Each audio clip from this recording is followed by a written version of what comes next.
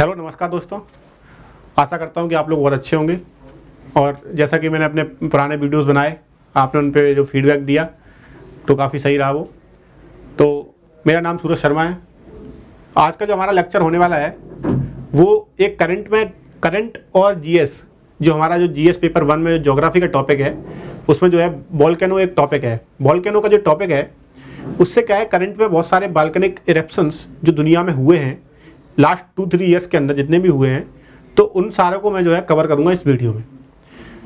तो आज का जो हमारा लेक्चर है उससे जो है आपका जो क्वेश्चन प्रीलिम्स में आने की बहुत ज़्यादा प्रोबेबिलिटी है।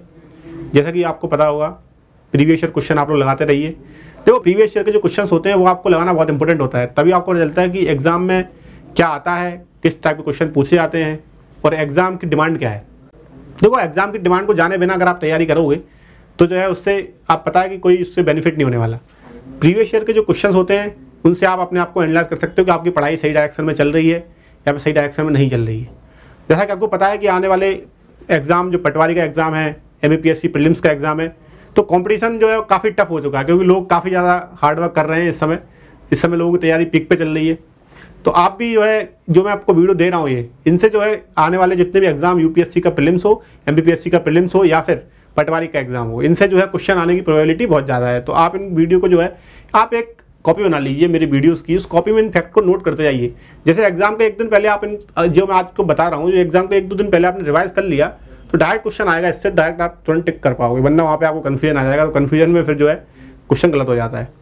तो जो है आप आशा करता हूँ कि आप इनको नोट्स बनाते होंगे और इनको आपके सिस्टमेटिक तरीके से लिखते होंगे, जिससे कि आपको एग्जाम टाइम में आप इसको रिवाइज कर सकें। क्योंकि वीडियो रिवाइज करना इतना आसान नहीं होता है, आप इसके नोट्स बनाओगे तो आप ज़्यादा अच्छी तरह रिवाइज कर पाओगे, है ना। तो आपका लेक्चर शुरू करते हैं और देखते हैं कि इसमें कौन कौन से वोल्केनो है। मैं इसमें आपको क्या है कि वर्ल्ड के वोल्केनो तो बताऊंगा ही, और वीडियो के एंड में मैं आपको जो है इंडिया के वोल्केनोज के बारे में बताऊंगा। इंडिया में जो है कितने वोल्केनोज हैं जो पेपर में आ चुके हैं लास्ट प्रीवियस से, जितने भी SSC का एग्जाम हो, प्री का एग्जाम हो या फिर कोई वनडे एग्जाम इंडिया में हुआ हो, उन सब में जितने भी वोल्केनो के नाम आ चुके हैं और आपके लिए जो एग्जाम में आ सकते हैं वो सब बता दूंगा मैं आपको। तो जो आपका वोल्केनो का जितना भी फैक्चुअल नॉलेज है, दुनिया के फैक्चुअल जितने भी वोल्केनोज हैं, उनके नाम, उनके बारे में नॉलेज पूरी मैं आज आपको दूंगा होलिस्टिक तरीके से। तो आप वीडियो को एंड तक देखिए, जिससे कि आपका जो है टॉपिक कवर हो सके और आपका 1 नंबर जो है पक्का हो सके एग्जाम के अंदर। तो शुरू करते हैं अपना वीडियो। जैसा कि पता होगा आपको कि हमारा जो है वोल्केनो का जो टॉपिक है GS पेपर 1 का है। अब मैं आपको बताऊं, जो पहला जो न्यूज में वोल्केनो है इसका नाम है ला सोफ्रे। ला सोफ्रे एक वोल्केनो है जो आपको जो है कैरेबियन आइलैंड में मिलता है, जो आपका सेंट्रल अमेरिका में कैरेबियन आइलैंड्स हैं, वहाँ पर सेंट विंसेंट करके एक जगह है, सेंट विंसेंट। आपको पता होगा कि वेस्ट इंडीज़ की टीम, आप क्रिकेट के अगर देखते होंगे तो वेस्ट इंडीज़ का नाम सुना ही होगा आपने। तो ये सब आइलैंड को, जो कैरेबियन आइलैंड लगभग 24-25 कंट्रीज़ का ग्रुप है एक, उन सबको मिला के वेस्ट इंडीज़ कहा जाता है। उसमें से एक आइलैंड है सेंट विंसेंट। तो सेंट विंसेंट में जो है ये ला सोफ्रे जो वोल्केनो है, ला सोफ्रे, ये अपना सेंट विंसेंट में मिलता है। सेंट विंसेंट, ये भी आप याद रखिए, है ना। सेंट विंसेंट में ये मिलता है ला सोफ्रे, इसका नाम याद रखिएगा आप। अगर आपसे प्री में आ जाए कि ला सोफ्रे क्या है, कहाँ पे मिलता है, तो इसके बारे में बताऊं तो इसमें जो है जब वोल्केनो इरप्शन होता है तो इसमें SO2 गैस निकलती है, सल्फर डाइऑक्साइड। तो सल्फर डाइऑक्साइड गैस बहुत इंपॉर्टेंट है। अगर प्री में आ जाए कि वोल्केनो से कौन सी गैस निकलती है जो पॉल्यूशन भी कॉज करती है, उसका नाम है सल्फर डाइऑक्साइड। जब ये सल्फर डाइऑक्साइड गैस स्ट्रेटोस्फीयर में पहुंचती है, ऊपर लेयर के अंदर, स्ट्रेटोस्फीयर लेयर के अंदर जब ये पहुंचती है तो इसमें क्या होता है कि जो सल्फर डाइऑक्साइड है वो सल्फ्यूरिक एसिड में कन्वर्ट हो जाती है। सल्फ्यूरिक एसिड में कन्वर्ट होने के बाद ये क्या है, सल्फेट एरोसोल्स बनाती है। तो सल्फेट एरोसोल्स के बारे में आपको पता होना, UPSC ने 2020-19 में क्वेश्चन पूछा था कि सल्फेट एरोसोल का काम क्या होता है, ये क्या है, ग्लोबल वार्मिंग को कम करने में हेल्पफुल होते हैं, उसका आंसर यही था। तो सल्फेट एरोसोल का जो वर्क है, जो इसमें जो कंट्रीब्यूशन देता है ग्लोबल वार्मिंग को कम करने में, कैसे देता है। तो देखो, सल्फेट एरोसोल जब स्ट्रेटोस्फीयर लेयर में होते हैं तो उसमें क्या करते हैं, बहुत सारा जो इनकमिंग रेडिएशन है उसको वो क्या है कि क्लाउड्स के अंदर ही रिफ्लेक्ट बैक कर देते हैं, जिससे जो अर्थ की हीटिंग है वो हीटिंग कम हो जाती है ना। तो धरती पे अगर सन की रेस पहुंच नहीं पाएंगी, जब धरती पे हीट पहुंच ही नहीं पाएगी, पहले रिफ्लेक्ट कर हो जाएगी इन एरोसोल्स की वजह से। देखो, एरोसोल्स क्या होते हैं, एरोसोल्स क्या होते हैं, पार्टिकल्स होते हैं, डस्ट पार्टिकल्स, है ना, उनको एरोसोल्स कहा जाता है। शॉर्ट फॉर्म में बताऊं आपको, डायरेक्ट सिंपल वे में, तो क्या होता है कि एरोसोल से जो सल्फेट एरोसोल होते हैं वो रिफ्लेक्ट कर देते हैं सनलाइट को, तो उससे क्या है अर्थ की जो है कूलिंग हो जाती है। तो अर्थ में क्या है, ग्रीन हाउस गैस कम हो जाती है इसकी वजह से। इस वजह से क्लाइमेट चेंज में हमको हेल्प करने में फायदा मिल रहा है। यूपीएससी ने भी यही क्वेश्चन पूछा था कि सल्फेट एरोसोल का काम क्या होता है, तो आप इसको याद रखिएगा। ये भी एक प्रीवियस ईयर क्वेश्चन है। देखो मैं अपने वीडियो में क्या करता हूँ, मैं अपने वीडियो में आपको प्रीवियस ईयर क्वेश्चन हमेशा बताता हूँ। जो भी मैं वीडियो बना रहा हूँ उसमें बता देता हूँ कि यूपीएससी ने इस साल में ये क्वेश्चन पूछा था, इस पेपर में ये क्वेश्चन आया था और वनडे एग्जाम में ये क्वेश्चन आ चुका है। तो ये मैं आपको इसलिए बताता हूँ क्योंकि आप लोग समझ सको कि जो मैं पढ़ा रहा हूँ वो एकदम रिलेवेंट है। वो चीज़ें एकदम ऐसे नहीं पढ़ा रहा हूँ मैं कि वो चीज़ें एकदम रिलेवेंट है तो एग्जाम में आने लायक है ना। तो अब आप ध्यान रखिए, ये वाला एक वोल्केनो हो गया लॉस ऑफ रे, ये सेंट विंसेंट में मिलता है, कैरेबियन आइलैंड में। ये याद रखिएगा फैक्ट आप। दूसरा जो अपना वोल्केनो है वो है कुम्ब्रे बीजा। अब कुम्ब्रे बीजा जो वोल्केनो है वो आपको मिलेगा स्पेन के अंदर। स्पेन एक देश है, यूरोपियन कंट्री है स्पेन, पता होगा आपको। इसकी कैपिटल पता होगी आपको, मैड्रिड, है ना। तो क्या है कि स्पेन में क्या है कि ये वोल्केनो मिलता है कुम्ब्रे बीजा। तो कुम्ब्रे बीजा वोल्केनो आपको स्पेन में मिलेगा, स्पेन में, है ना। ये याद रखिए आप। ये करंट में न्यूज में था, इसका इरप्शन हुआ था, इसलिए आप इसको भी याद रखिए। ये नाम पेपर में आ जाए, ये दोनों नाम याद रखिए, ला सुफ्रे एंड कुम्ब्रे बीजा। हम चलते हैं अपने अगले पेज पर और भी और ज़्यादा जो है अपने वोल्केनोज है उनको देखते हैं। तो कुम्ब्रे बीजा और ला सुफ्रे मैंने बताया आपको। ला सुफ्रे कहाँ मिलता है, कैरेबियन आइलैंड में मिलता है। कुम्ब्रे बीजा कहाँ पर है, स्पेन में, है ना। स्पेन में कहाँ पर था कुम्ब्रे बीजा जो वोल्केनो था, वो एक बे पड़ती है ला पाल्मा। ला पाल्मा आपने बहुत सारी हॉलीवुड मूवीज में भी सुना होगा। ला पाल्मा जो है, आप अगर आप हॉलीवुड मूवी देखते होगे तो आपको ला पाल्मा का नाम सुना होगा आपने, है ना। आप कमेंट सेक्शन में बताइए आपने कहाँ सुना था, ठीक है। तो ला पाल्मा जो है यहाँ पर मिलता था कुम्ब्रे बीजा, ये भी आप याद रखिएगा, ठीक है। उसके बाद चलते हैं अपन दूसरे वोल्केनो जो न्यूज़ में चल रहे हैं, हवाईयन वोल्केनो। देखो हवाई जो है, हवाई के बारे में आपको बताऊँ, हवाई एक अमेरिका का एक स्टेट है। देखो अमेरिका यूएसए में टोटल 50 स्टेट्स हैं, 50 स्टेट्स में से एक स्टेट है हवाई। तो हवाई जो है 1900 में अमेरिका के अंदर मर्ज हुआ था। 1900 से पहले हवाई अमेरिका का स्टेट नहीं था। 1900 के अंदर, 1900 एडी के अंदर हवाई जो है अमेरिका का पार्ट बना था। तो हवाई अमेरिका का 50वां स्टेट है। तो हवाई कहाँ पड़ता है, देखो हवाई एक वोल्केनो हॉटस्पॉट है। देखो वोल्केनो दो जगह पाए जाते हैं। एक तो आपको वोल्केनो जो है प्लेट बाउंड्रीज पे मिलेंगे, जितनी भी प्लेट होती हैं, जैसे कि Pacific plate, Australian plate, European plate, north American plate, बहुत सारी प्लेट होती हैं, मेजर प्लेट, माइनर प्लेट्स। तो जो है जो प्लेट बाउंड्रीज होती हैं वोल्केनोज हमको वहीं पे मतलब ज़्यादातर वहीं मिलते हैं। लेकिन हवाई जो है एक वोल्केनिक हॉटस्पॉट है। वोल्केनिक हॉटस्पॉट का मतलब ये होता है कि यहाँ पर जो है प्लेट बाउंड्रीज पे नहीं है, जैसे कि पैसिफिक प्लेट। जैसे कि मैं आपको बताऊँ, पैसिफिक ओशन में एक पैसिफिक ओशन है इसके आसपास, ये पूरा कॉन्टिनेंट्स है, ये पैसिफिक ओशन है, ठीक है। तो पैसिफिक ओशन में क्या होता है, जो ये एरिया कहते हैं इसको कहते हैं पैसिफिक रिंग ऑफ फायर, है ना, पैसिफिक रिंग ऑफ फायर।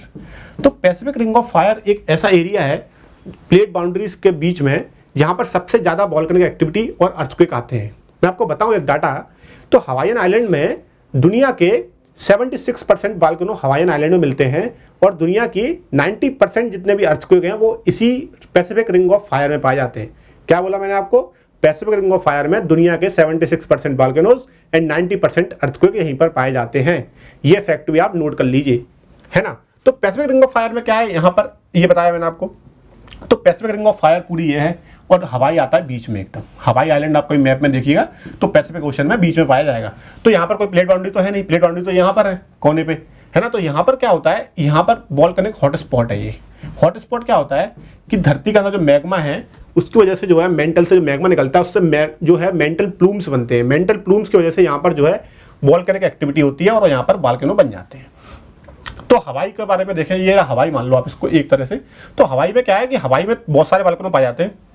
यहाँ पर ऊपर पाया जाता है मोना किया, यहाँ पर मोना किया पाया जाता है, ये एक वोल्केनो है। उसके अलावा एक होता है मोना लोआ। मोना लोआ लास्ट ईयर इरप्शन हुआ था इसका, मोना लोआ का, है ना। तो मोना लोआ याद रखिए। वो इधर एक पाया जाता है कीलुआ, कीलुआ एक वोल्केनो है ना, कीलुआ भी एक वोल्केनो है। तो ये जो मेन है, हवाई में 5 पाए जाते हैं मेन, लेकिन ये 3 बहुत इंपॉर्टेंट है। इसमें से जो मोना लोआ है, मोना लोआ जो है लास्ट ईयर इरप्शन हुआ था इसका, मोना लोआ का। तो मोना लोआ वोल्केनो दुनिया का लार्जेस्ट एक्टिव वोल्केनो है। प्रीलिम्स में या फिर कोई भी वनडे एग्जाम में क्वेश्चन आता रहता है ये कि दुनिया का लार्जेस्ट एक्टिव वोल्केनो कौन सा है, तो उसका आंसर होगा कौन सा, मोना लोआ, मोना लोआ, है ना। और दुनिया का जो है ये कौन सा है, लार्जेस्ट एक्टिव वोल्केनो। और दुनिया का हाईएस्ट वोल्केनो कौन सा है, ये है मोना किया। 2 अलग अलग क्वेश्चन है। दुनिया का लार्जेस्ट एक्टिव वोल्केनो मोना लोआ, दुनिया का हाईएस्ट वोल्केनो कौन सा है, मोना किया। दोनों कहाँ पाए जाते हैं? हवाईयन हॉटस्पॉट में पाए जाते हैं। ये आप याद रखिएगा, जितने भी मैं आपको फैक्ट बता रहा हूँ ये प्रीलिम्स एग्जाम के लिए और वनडे एग्जाम के लिए बहुत ही इंपॉर्टेंट है। इनको आप नोट कर लीजिए, क्योंकि ये फैक्चुअल आप ये फैक्ट अभी मैं आपको बता रहा हूँ, ये बाद में आपको याद नहीं आएंगे एग्जाम समय में, क्योंकि ये फैक्ट लोग क्या कंफ्यूज हो जाते हैं, क्योंकि बहुत सारी चीज़ें अपन पढ़ते हैं, बहुत सारे सब्जेक्ट हैं, कहाँ ये याद नहीं रहता अपन को, है ना। इसलिए आप इनको जो है नोट कर लीजिए। ये हो गया अपन हवाई के वोल्केनो, हवाई आइलैंड के वोल्केनो। उसके बाद चलते हैं अपन कहाँ पर? इंडोनेशिया में। इंडोनेशिया भी अपना पैसिफिक रिंग ऑफ फायर का ही पार्ट है। इंडोनेशिया जो है वो भी पैसिफिक रिंग ऑफ फायर का ही पार्ट है। तो इंडोनेशिया में जो है वोल्केनोज बहुत ज़्यादा न्यूज़ में चल रहे हैं पिछले 3 साल, 2020, 21, 22, 23 में जो है 2-3 ऐसे वोल्केनोज हैं जो बहुत ज़्यादा वोल्केनो न्यूज़ में आए हैं। उनका नाम मैं आपको बता रहा हूँ। पहला नाम है माउंट सिनाबुंग। माउंट सिनाबुंग इसका नाम है।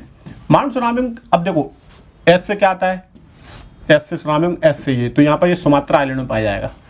ठीक है, माउंट सिनाबुंग कहाँ पाया जाएगा? सुमात्रा आइलैंड में। तो माउंट सिनाबुंग आप याद रखिएगा, ये पाया जाएगा सुमात्रा में।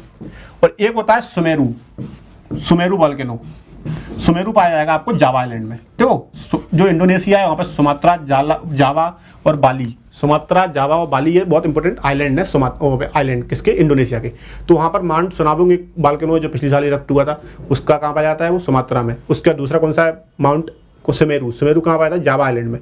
उसके अलावा एक और है माउंट मेरापी। माउंट मेरापी जो है वो भी इंडोनेशिया में ही पाया जाता है। तो इंडोनेशिया के ये 3 वोल्केनो मैंने आपको बताया, माउंट मेरापी, माउंट सिनाबुंग और माउंट सुमेरू।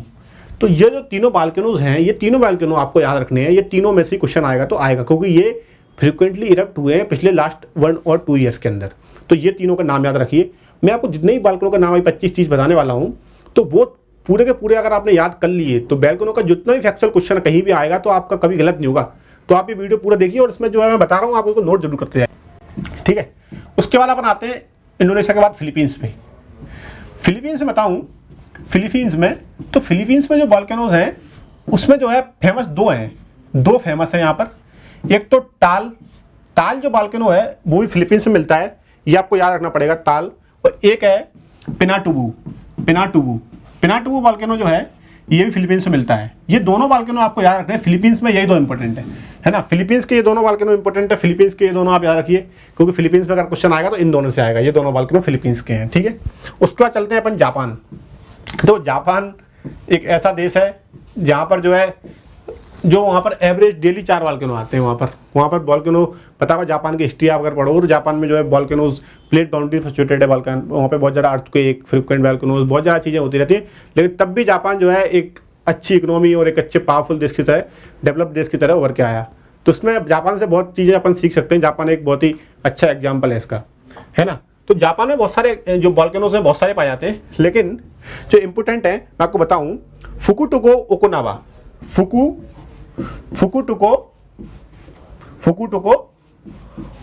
ओकोनावा ये एक वोल्केनो है।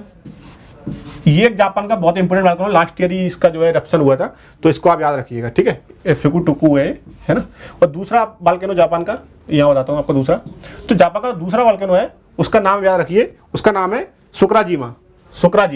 इसका नाम है सुक्राजीमा, ये भी याद रखिए आप। तो जापान में ये दोनों करंट के बता रहा हूं मैं आपको, ये फ्रिक्वेंटली इरप्ट हुए लास्ट 1 और 2 ईयर्स के अंदर, सुक्राजीमा और फुकुटोको ओकोनावा। तो ये दोनों जो वोल्केनोज हैं वो जापान के हैं। तो जापान में ये दोनों वोल्केनो जो है फ्रिक्वेंटली इरप्ट हुए हैं लास्ट कुछ ईयर्स में। ये करंट के टॉपिक है।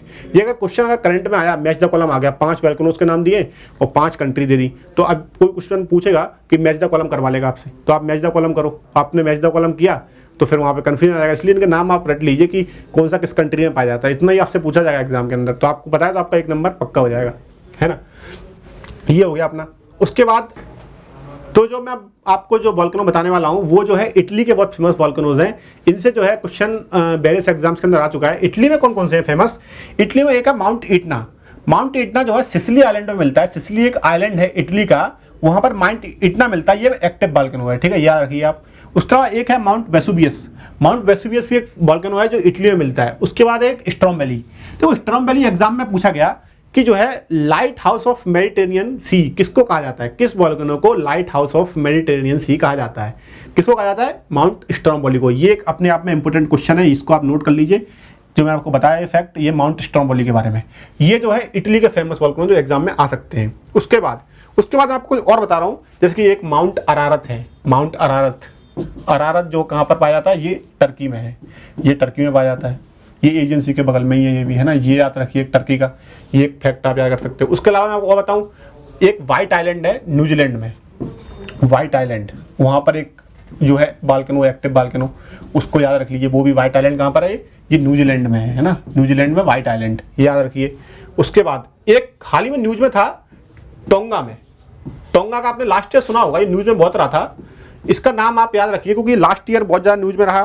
टोंगा में जो है पैसिफिक ओशन के अंदर ये जो वॉल्केनो का इसका वो इरप्शन हुआ था, हुंगा टोंगा हुंगा हपाई, इसका नाम था हुंगा टोंगा, इसका नाम बहुत अजीब है, हुंगा टोंगा हुंगा हपाई, इसका नाम है ये, इसका नाम आप याद रखिए। उसका नाम आप थोड़ा शुरू में रख लीजिए, आपको अगर टफ लग रहा हो तो हुंगा टोंगा हुंगा हपाई, ये इसका नाम है। ये टोंगा में, ये टोंगा एक पैसिफिक ओशन जो है उसमें एक आइलैंड है, टोंगा एक नेशन है, तो उसमें जो है लास्ट ईयर इसकी वजह से वो बड़ी सुनामी आई थी, आपने न्यूज़ में पढ़ा भी होगा कि एक सुनामी आई थी, एक इस वॉल्केनो की वजह से आई थी। अपन चलते हैं इंडिया पे। अब मैं आता हूँ इंडिया पे। इंडिया में कौन कौन से ऐसे वॉल्केनोज हैं जो बहुत इंपॉर्टेंट हैं और जो आपके एग्जाम में इंडियन ज्योग्राफी से रिलेटेड भी और जीएस से रिलेटेड भी बहुत इंपॉर्टेंट है। पहला वॉल्केनो इंडिया का आपको पता सबको होगा, बैरन आइलैंड। यूपीएससी ने पिछले 2 साल पहले क्वेश्चन पूछा है बैरन आइलैंड के बारे में, बहुत न्यूज़ में रहता है ये। यूपीएससी ने 2018 में इसका क्वेश्चन पूछा था। तो क्या है कि बैरन आइलैंड के बारे में बताऊं, बैरन आइलैंड क्या है कि एक एक्टिव वॉल्केनो है। आपसे पूछा जाए कि इंडिया का एकमात्र एक्टिव वॉल्केनो कौन सा है, तो उसका नाम है बैरन आइलैंड। ये पाया जाता है नॉर्थ अंडमान में, नॉर्थ अंडमान में पाया जाता है, याद रखिएगा। ये भी एक अच्छा फैक्ट है, ये भी आ सकता है क्योंकि यूपीएससी ने जब स्टेटमेंट दिया था तो उसमें पूछा गया था कि ये नॉर्थ अंडमान आइलैंड से कितने किलोमीटर दूर है, उसमें लिखा था 140 किलोमीटर, तो 140 किलोमीटर दूर ही है, वो सही स्टेटमेंट था। तो बैरन आइलैंड याद रखिए आप। देखो इसका इरप्शन वैसे मेजर वाला इरप्शन आखिरी बार 1991 में हुआ था, लेकिन कुछ न्यूज आई थी 2017 के अंदर, 2017 में ये न्यूज आई थी कि इसमें थोड़े बहुत जो है इरप्शन हुए हैं, इसलिए यूपीएससी 2018 में क्वेश्चन भी पूछ लिया इसके ऊपर, क्योंकि इसमें जो है कुछ इरप्शन हुए थे, लेकिन मेजर इरप्शन जो है आखिरी बार 1991 में हुआ था। तो बैरन आइलैंड याद रखिए, इंडिया का एकमात्र जो है एक्टिव वॉल्केनो कौन सा है, वो है बैरन आइलैंड। ये बहुत ज्यादा इंपॉर्टेंट क्वेश्चन है, इसको तो आप छाप लीजिए एकदम। उसके बाद दूसरा बताऊं मैं आपको वॉल्केनो इंडिया का, तो एक है नारकोंडम। बैरन आइलैंड भी अंडमान निकोबार में ही है और जो है नारकोंडम भी जो है अंडमान निकोबार में ही है। नारकोंडम एक डोरमेंट वॉल्केनो है, वो एक्टिव था ना, तो ये डोरमेंट है, मतलब इसमें इरप्शन नहीं हुआ है हाल ही के समय में, बहुत समय से ये शांत हुआ है, शांति है ये भी नॉर्थ अंडमान में पाया जाता है, लेकिन आप याद रखिए डोरमेंट है। आपने बताया मैंने आपको बैरन आइलैंड, उसके बाद बता रहा हूँ मैं आपको नारकोंडम आइलैंड, ठीक है, ये दोनों इंडिया के हो गए। उसके बाद तीसरा बताऊँ मैं आपको, एक है बारातंग। बारातंग जो है, इसके बारे में याद रखिए, एक मड वॉल्केनो है ये, मड वॉल्केनो। इंडिया का एकमात्र मड वॉल्केनो कौन सा है, तो वो है बारातंग। ये भी जो है अंडमान निकोबार में पाया जाता है। बहुत सारे लोगों को पता नहीं होगा कि इंडिया का एकमात्र मड वॉल्केनो कौन सा है, तो उसका नाम बारातंग है। ये भी आप नोट कर लीजिए, ये भी एक अपने आप में क्वेश्चन है। तो ये मैंने आपको बता दिया। इनफैक्ट चौथे पे आते हैं अपन। चौथा अपना है धिनोदर हिल जो है, धिनोदर हिल कहाँ पाई जाती है, धिनोदर हिल आपको पता होगा गुजरात में है। कहाँ पर है, गुजरात। तो गुजरात में कौन सा, अगर ऑप्शन में आ जाए मैच द कॉलम कराना, धिनोदर हिल कहाँ पर है, तो ये गुजरात में है। और 5 में बताऊँ आपको, एक है धौसी हिल कहाँ पर है, ये है हरियाणा के अंदर, हरियाणा स्टेट के अंदर है ये। तो मैंने आपको इतने 5 इंडिया के मेन वॉल्केनो बताए, ये आपको पता होने चाहिए। ये धौसी हिल हरियाणा में है और धिनोदर हिल गुजरात में। ये सारे इंडिया के वॉल्केनो हैं, लेकिन एक्टिव उनमें से एक ही था, कौन सा, बैरन आइलैंड, जो कब इरप्ट हुआ था आखिरी बार, 2017 के अंदर इरप्ट हुआ था आखिरी बार, ठीक है। तो ये याद रखिए। उसके बाद आपको पता होगा डेक्कन ट्रैप, ये भी एक वॉल्केनो से फॉर्म हुआ है, ये भी आप याद कर सकते हो डेक्कन ट्रैप के बारे में, ये भी वॉल्केनो को रीजन है इसका भी, है ना, तो ये भी याद रख लीजिए एक। तो अब मैंने आपको जितने भी वॉल्केनो बताए इस वीडियो के अंदर, पूरे मैंने आपको बता दिए, पूरे दुनिया के पहले जो न्यूज़ में थे वो बताए, उसके बाद इंडिया के जो न्यूज़ में थे वो बताए। अब आप इतने पूरी इसकी लिस्ट बना लीजिए, अपनी कॉपी बना लीजिए, जब आपका एग्जाम हो उसके 1-2 दिन पहले इनको रिवाइज करके जाइए, जिससे कि करंट का कोई भी टॉपिक से अगर वॉल्केनो से क्वेश्चन आ गया, और मैं जो पुराने वीडियो बना चुका हूँ उनसे अगर क्वेश्चन आ गया, जैसे पिछली बार G20 को बनाया, G20 के ऊपर आपने अच्छा फीडबैक दिया, अच्छा लगा मुझे, और आप बताइए कि आगे आप किस करंट के टॉपिक पर मैं कोई टॉपिक पढ़ाऊंगा तो उसके बारे में मैं करंट से लेकर उसकी जीएस हिस्ट्री पूरा एकदम उस टॉपिक को पूरा कवर करूंगा। करंट तो एक केवल कंटेस्ट के लिए आता है, उसके अलावा वो टॉपिक पूरा कवर होना चाहिए जिससे कि आपका कोई भी क्वेश्चन आए तो गलत ना हो। वरना करंट का टॉपिक पढ़ाने में तो बहुत कम समय लगता है। मैं इसको क्या है, कोई भी टॉपिक होता है उसको पूरा पढ़ाता हूँ जिससे आपका क्वेश्चन कोई भी गलती ना हो उस टॉपिक से रिलेटेड। तो आप अपना फीडबैक दीजिए इस टॉपिक के बारे में कि कैसा वीडियो लगा आपको, और आगे आप कैसा वीडियो और चाहते हैं, किस टॉपिक के ऊपर वीडियो चाहते हैं, आप वो भी अपने कमेंट सेक्शन में बताते रहिए।